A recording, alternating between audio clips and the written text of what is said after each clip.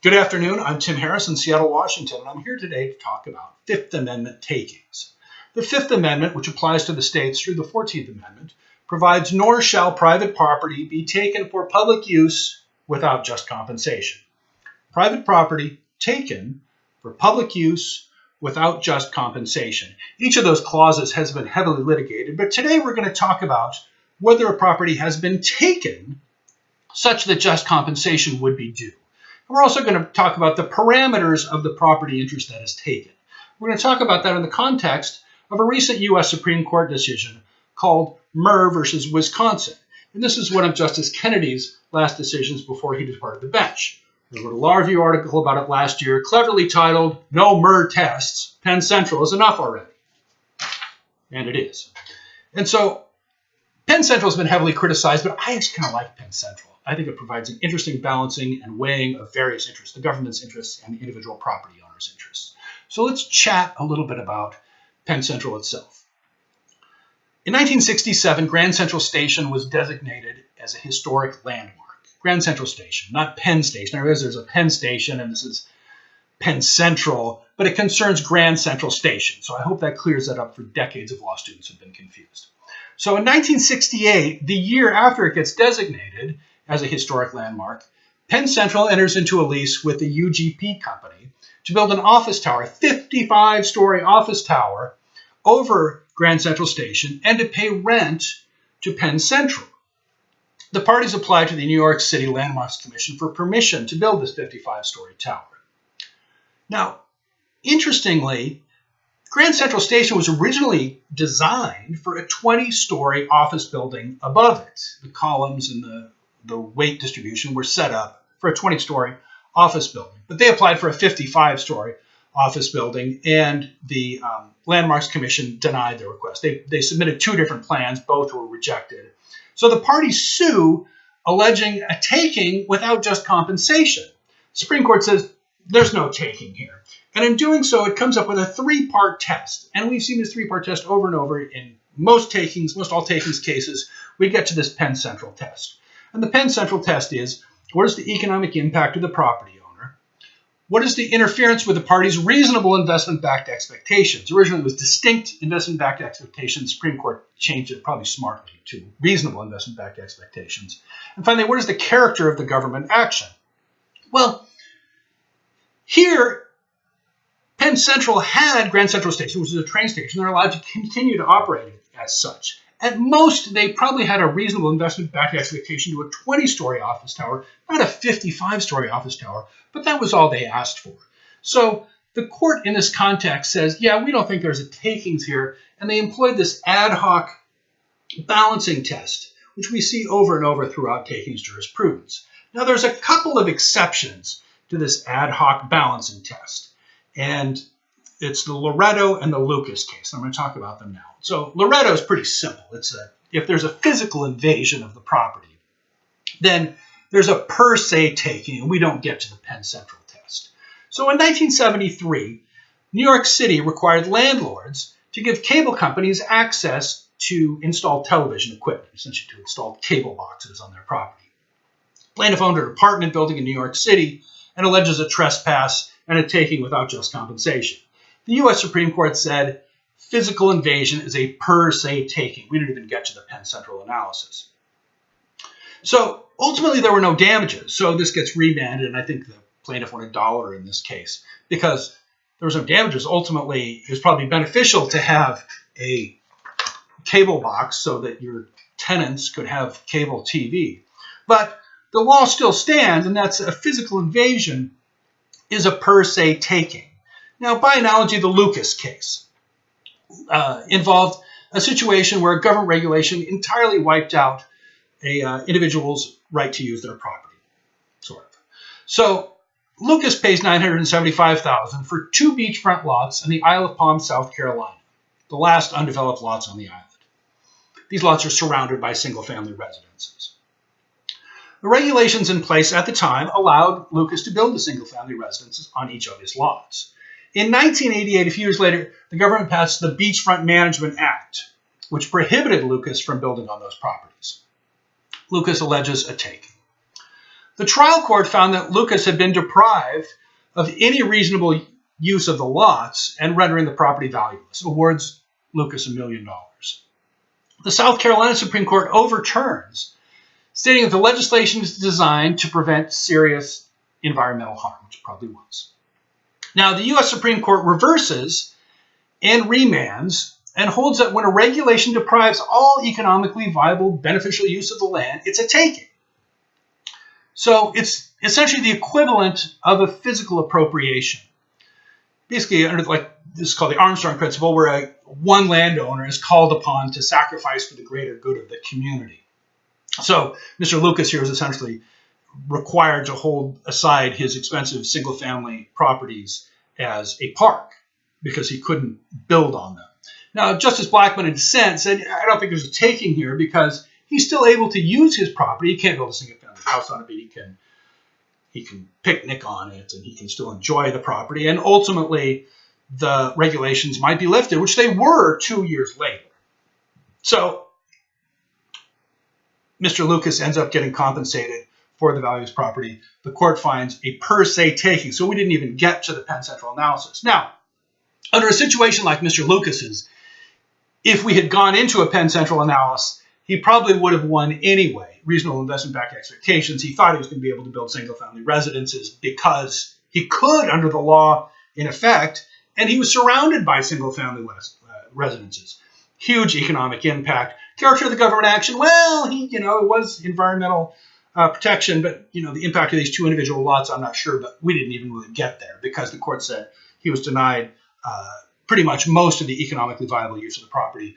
Therefore, it was a per se taking, and we didn't even get to the ad hoc balancing test. Now that brings us to the denominator or the relevant parcel issue.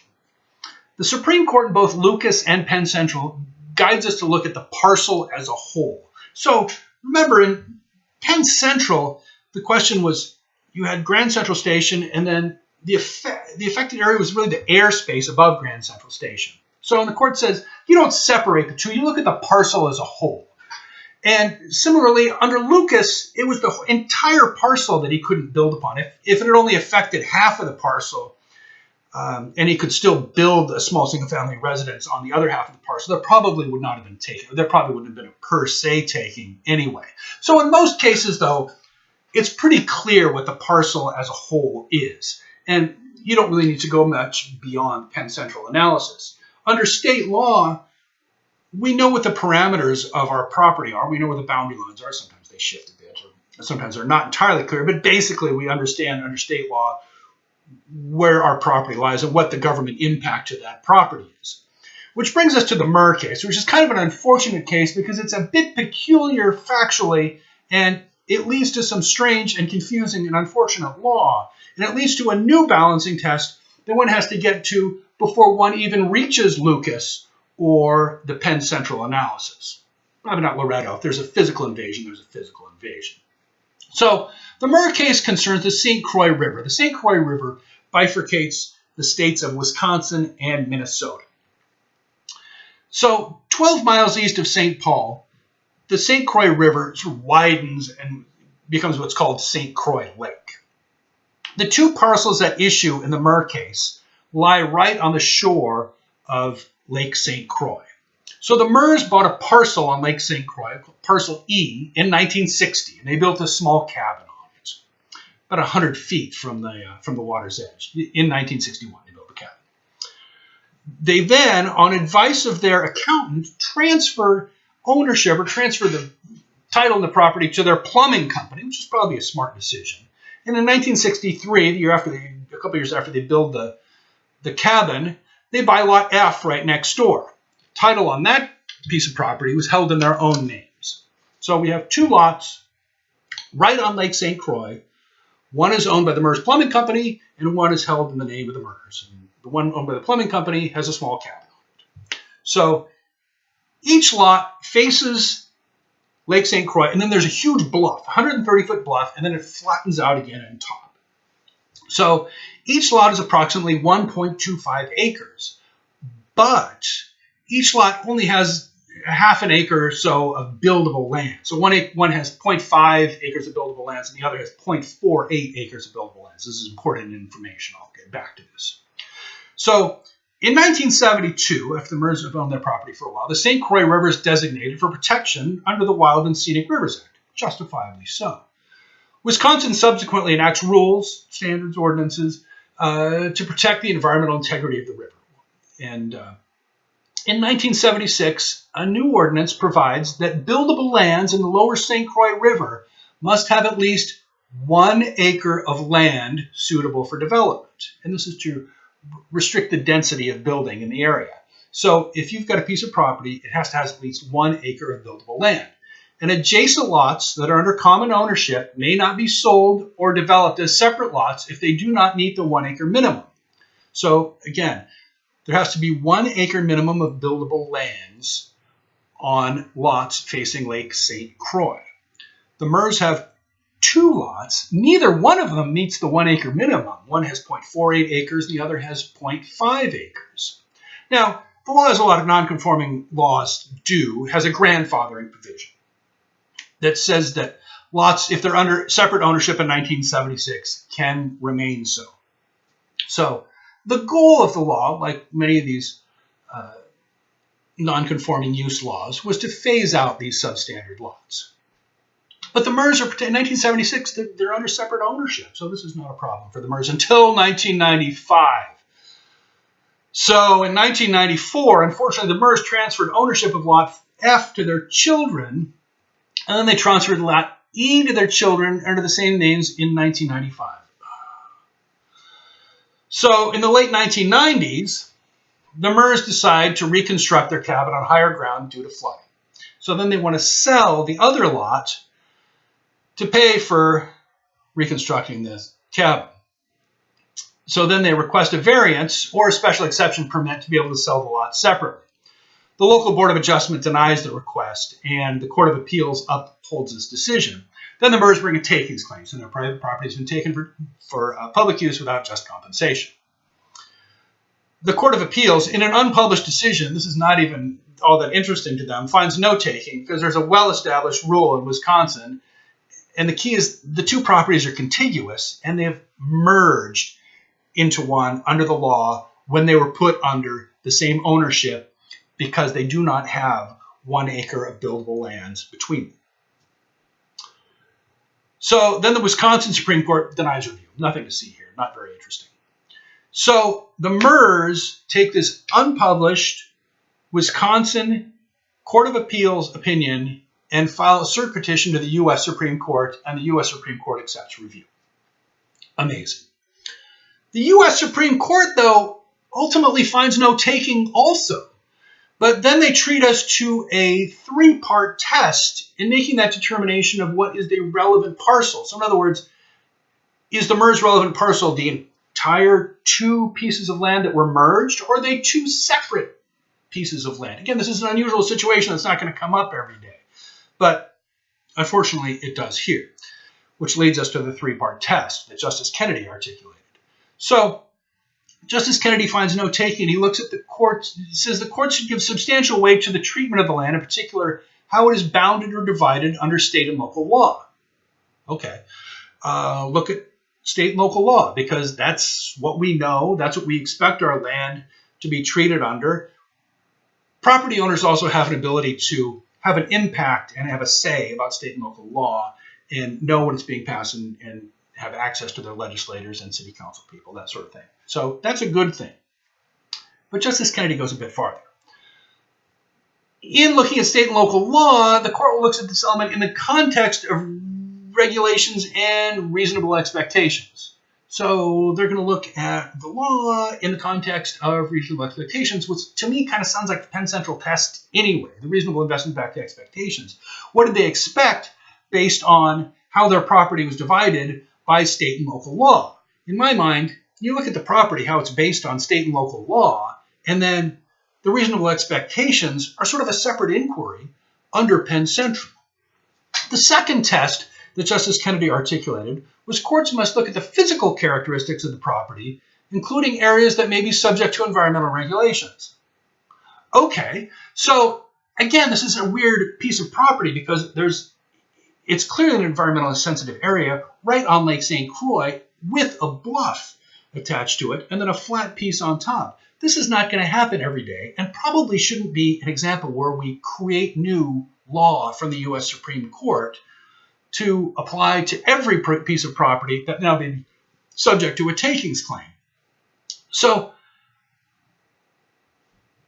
the weird thing is, should physical characteristics of property outweigh a state and local jurisdiction's treatment of the property? I don't think so, but in this test, apparently so. Finally, courts should assess the value of the property under the challenge regulation with special attention to the effect of the burdened land on the value of other holdings. Again, it's like this test was made just for the Murrs to say that look at it in the context of other holdings, which is because they happen to have property right next door. That's not usually going to happen. But now they've created this new test where you're going to be looking at not what state law says about the parameters of the property. You're going to be looking at what the other holdings of the property are. According to the court, this is an objective inquiry. And reasonable expectations are derived from background customs and the whole of our legal tradition. And so the court goes on and talks about merger doctrines and how they're very common and how they originated in Great Neck, New York. And frankly, not helpful to the Murrs because they wouldn't have expected to know the whole history of the merger doctrine, and particularly what was going on in Great Neck, New York. So this is really an unfortunate case and an unfortunate new set of circumstances. It really muddies the already turbid water. So a claimant now has to go through a threshold test, this three-part test, that's already kind of duplicative of the takings case anyway, which results in what one commentator called a Penn Central squared situation. Except it's even more confusing because it's not exactly Penn Central, but I think that most of the ideas and most of the concepts in Penn Central also applied to the Murr test. And remember, Penn Central itself was a relevant parcel question because the question was whether the law applied to the airspace above or to Grand Central Station or to both. And the court said it applies to the parcel as a whole. Same here. And unfortunately for the Murrs, each parcel is individually defined, but under the merger doctrine, they merge. It's pretty clear under state law that they merge and that they should have been subject to the merger doctrine. Now, I will say, however, that it really is kind of unfair here because the Murrs only got into trouble because they transferred property to their kids. They could have transferred one lot to one kid and one lot to another kid, and they wouldn't have had this property. And so that's not really fair. And so, in my mind, the Board of Adjustment, when this came before them, to say, hey, we'd like a variance because we really didn't know this, and it's kind of a paperwork violation, the Board of Variance should have just said, yeah, you're right, go ahead, you can sell this extra one because it's an unusual circumstance, and we understand that it's been in the family in different portions for so many years. You bought it clearly they expected that they would be able to bifurcate it, but they weren't able to do so because of the merger doctrine. And unfortunately now the government's regulatory interests, the value of the property, and the expectations come into play not once but twice. First in determining the parameters of the property itself, and then in determining under Penn Central whether there's been a taking law. My position is that state law really dictates the parameters of the relevant parcel. Local jurisdictions are in the best position to make local land use determinations on what somebody actually owns in the parameters of the parcel, not the courts, with all due respect to Justice Kennedy and the states and the U.S. Supreme Court. In the case of a particular circumstance where the parameters of the property are in question, even under state law, Penn Central is going to take care of that anyway because it was a relevant parcel question in addition to the question of whether there's a taking. So the two kind of go hand in hand and should be treated together. Now, cynically, some litigators kind of like this because it creates more confusion and will allow them to get past summary judgment.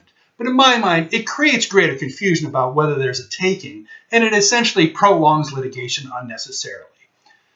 That's my chat about the Fifth Amendment. Again, takings. Again, it's Tim Harris in the city of Seattle. I'd be happy to answer more questions, but I realize I'm limited to 20 minutes, and we're pretty much there right now. I hope you've enjoyed this presentation, and I hope to see you soon and to answer more questions about these and other pressing takings issues. Thank you.